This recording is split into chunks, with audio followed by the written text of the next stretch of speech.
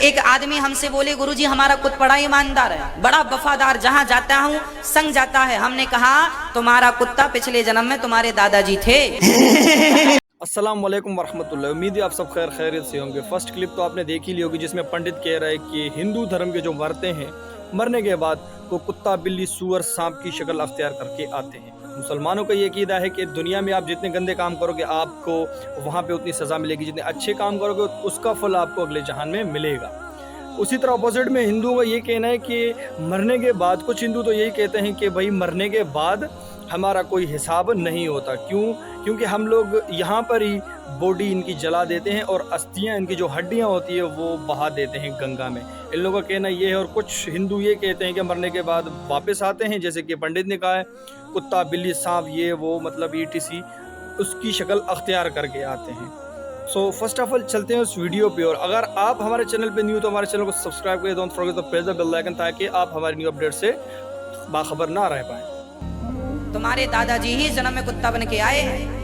अरे महाराज जी क्या कह रहे हो, हमारे दादाजी कुत्ता? हमने कहा तुम्हारे दादाजी जब मरे तो उनको यही लगा हमारे घर की रक्षा कौन करेगा, हमारे घर का ख्याल कौन रखेगा, तो घर घर करते मरे होंगे तुम्हारे दादाजी, तो घर के कुत्ते बन के आ गए।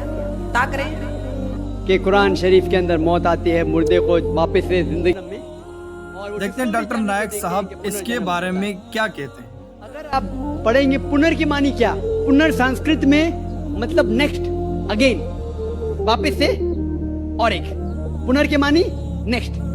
तो पुनर्जन्म मतलब नेक्स्ट जिंदगी और एक जिंदगी।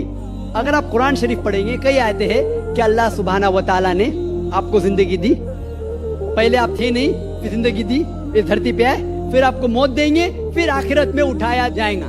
आप जो कर रहे मुर्दों को जान दी जाएंगे आखिरत में, ये हम मानते हैं कि एक बार हम इस धरती पे आते, नेक्स्ट लाइफ इज आखिरत। उसी तरीके से वेद में भी जिक्र है अबाउट पुनर्जन्म, नेक्स्ट लाइफ, सेम हूबहू जिस तरीके से कुरान में लिखा हुआ है। लेकिन आम हिंदू मजहब के जो गुरु है, स्वामी हैं, इन लोग जब ये जानने लगे, एक उनको कठिनाई पेश आई, वो देखने लगे कि कई इंसान जब पैदा होते हैं with congenital defects, heart problem, heart defects, limb problem, कोई अमीर पैदा होता है, कोई गरीब पैदा होता है, तो भगवान he can not be unjust. भगवान अनजस्ट नहीं हो सकता है कि कोई इंसान को हेल्दी पैदा करता है सेहत के साथ, कोई इंसान को कंजेनाइटल दिल की बीमारी से पैदा करता है, कोई इंसान को अमीर घर में पैदा करता है, कोई इंसान को गरीब घर में। तो भगवान अनजस्ट नहीं हो सकता है, ना इंसाफ नहीं हो सकता। तो ये जो स्वामी लोग हैं, इन लोग ने एक नई चीज निकाली, संस्कारा। हिंदू मजहब में कहते हैं संस्कारा, जो इंग्लिश में कहते हैं cycle of birth and rebirth, transmigration of soul. अंग्रेजी में कहते हैं ट्रांसमाइग्रेशन ऑफ सोल, क्योंकि आप डॉक्टर है, आप जानते होंगे। ट्रांसमाइग्रेशन ऑफ सोल अंग्रेजी में कहते हैं, संस्कृत में कहते हैं संस्कारा, birth death, birth death, birth death. कहीं भी वेद में नहीं लिखा हुआ है कि birth death, birth death, birth death, कहीं भी वेद में नहीं लिखा है। चैलेंज है मेरा, ये इन लोग को मिलता है भगवत गीता के श्लोक से। भगवत गीता का श्लोक चैप्टर नंबर 2 में, वर्स नंबर 22 में, उसमें लिखा हुआ है कि जब कोई शख्स अपने कपड़े निकालता है तो वो नए कपड़े पहन लेता है। उसी तरीके से रूह एक नई जिस्म में जाती है। और ये भद्यांकर उपनिषद में भी इसका जिक्र है, आप पढ़ेंगे कि when a caterpillar climbs up the grass of blade, he jumps to a new grass. Same way the soul takes a new body.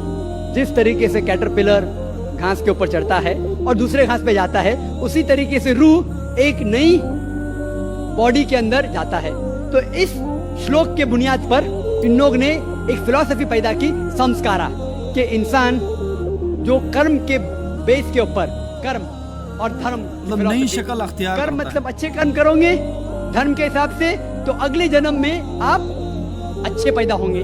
अगर आपके कर्म बुरे होंगे तो अगले जन्म में आप हो सकता है कि लूला पैदा होंगे या लंगड़ा पैदा होंगे।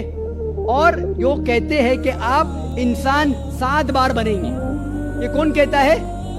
वेद नहीं कहती, ये स्वामी जी लोग कहते हैं। कोई वेद में कहीं लिखा नहीं है, क्योंकि उनको ये नहीं कह सकते थे कि इंसान क्यों गरीब पैदा होता है, क्यों अपाहिज पैदा होता है। उनकी सोच कम थी, इसीलिए नई फिलॉसफी लेके आए ट्रांसमाइग्रेशन ऑफ सोल। मुझे तो लग रहा है जो स्वामी जी के साथ बैठे हुए थे वो भी इस बात से एग्री नहीं थे।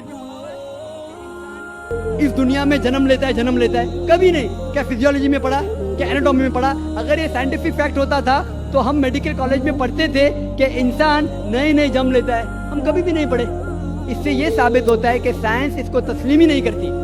जो आप कह रहे डिस्कवरी चैनल में देखा, जो आप कह रहे हैं, अगर ये हक होता था तो हमारे साइंटिफिक बुक में भी ये लिखा होता। तो ये कहना कि साइंटिफिक प्रूफ है कि हम जन्म लेते हैं, बिल्कुल गलत है।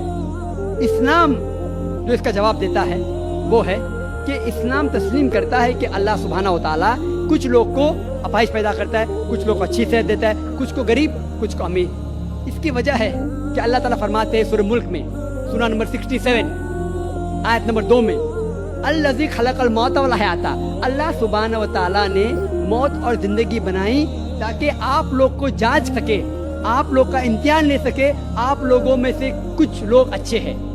ये जांच पड़ताल करने के लिए ये जिंदगी हमारे लिए इम्तिहान है। और अल्लाह ताला फरमाते हैं सूरह अनफाल में, सूरा नंबर 8 आयत नंबर 28 में, कि आपके बच्चे और आपकी जायदाद आपके लिए फितना है। आपकी जायदाद और आपके बच्चे आपके लिए एक टेस्ट है, आपके लिए इम्तिहान है। अल्लाह ताला कुछ लोग को गरीब घर में पैदा करता है, कुछ लोग को अमीर। जो लोग अमीर है उनके लिए इम्तिहान है कि वो ज़कात देते क्या नहीं। जैसा कि मैंने कहा मेरी तकरीर में, तीसरी बुनियादी बात इस्लाम में है ज़कात। जिस शख्स के पास 85 ग्राम से ज्यादा सोना है या उसके मुकाबले में धन है, उसको 2.5% ज़कात देना फर्ज है। जो आदमी अमीर है, कुछ अमीर लोग बराबर ज़कात देते, कुछ लोग आधा देते, कुछ लोग देते ही नहीं।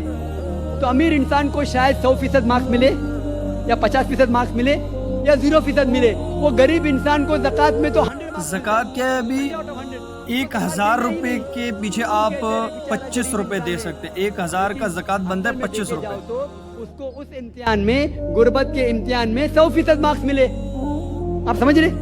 इसी तरीके से अल्लाह ताला कहते हैं कि आपके बच्चे आपके लिए इम्तिहान है। हो सकता है मिसाल के तौर पे एक अच्छे जोड़ी है, अच्छे मुसलमान है, 5 टाइम नमाज पढ़ रहे हैं, हज को गए हैं, रमजान में रोजा रखते हैं, ज़कात देते हैं। अल्लाह ताला उनका और बड़ा इम्तिहान लेना चाहता है। जितना बड़ा इम्तिहान उतना बड़ा इनाम। मिसाल के तौर पे अगर आप BA पास करते तो आपको सिर्फ ग्रेजुएशन मिलता है। अगर आप MBBS पास करते आपको डॉक्टर कहलाया जाता। डॉक्टर मतलब ऊंचा ओहदा। इसी तरीके से अल्लाह सुब्हाना व तआला हो सकता है कि उस जोड़ी को इम्तिहान और सख्त देता है और ऐसा बच्चा पैदा करता है जो अपाहिज है। अल्लाह ये देखना चाहता है कि अपाहिज बच्चा पैदा करने के बावजूद वो अल्लाह के ऊपर ईमान रखता है क्या नहीं। अगर ईमान रखता है तो अल्लाह उसे जन्नत फिरदौस देना चाहता है। और कठिन इम्तिहान और बड़ा इनाम। हो सकता है कि वो इम्तिहान में फेल हो जाएगा। तो ये कुरान की आयत है, आपके बच्चे आपके लिए इम्तिहान है। कभी कोई भी अगर कलामिटी आती है, कोई भी आपको नुकसान होता है, इधर वो आपके लिए इम्तिहान है या आपके लिए सजा है। जब भी कोई भी आपको इनाम मिलता है, वो इधर आपके लिए इम्तिहान है या आपके लिए रिवॉर्ड है।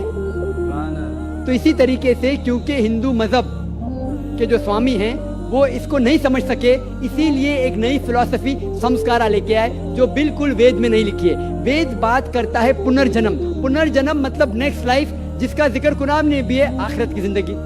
तो वेद और कुरान सेम जिंदगी क्या बात कर रहा है कि इस दुनिया में आप आते हैं, एक बार आते हैं, सही तरीके से जिएंगे तो एक बार काफी है, और ये दुनिया आखिरत के लिए इम्तिहान है।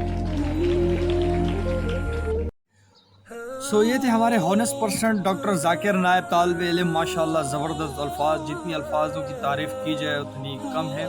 दीजिए इसी बात पे अपने भाई को इजाज़त, पर इंशाल्लाह मिलते हैं एक न्यू इंटरेस्टिंग वीडियो में। तब तक के लिए अल्लाह हाफ़िज़, अपना ढेर सारा ख्याल रखिए।